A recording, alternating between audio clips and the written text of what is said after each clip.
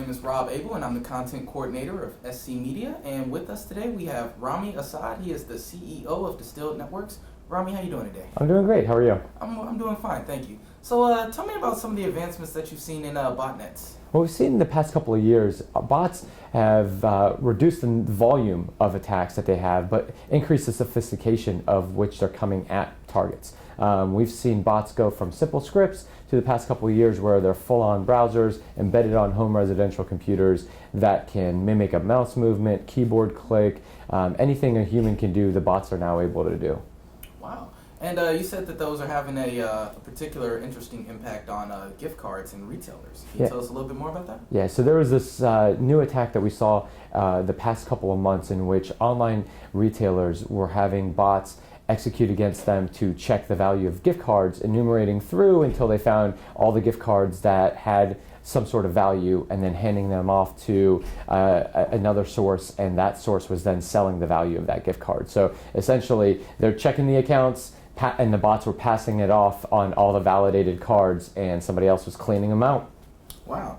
So a lot of these criminals you said are targeting gift cards. Why is that as opposed to credit cards? Well, credit cards have been dealing with fraud for a number of years, right? There's a couple of major entities that have enormous fraud teams, and so they've gotten better and better at detecting fraud.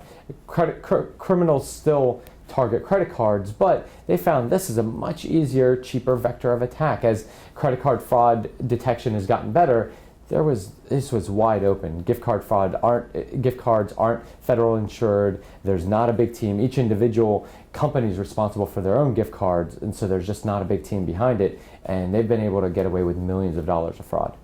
And what are some of the solutions to combating this?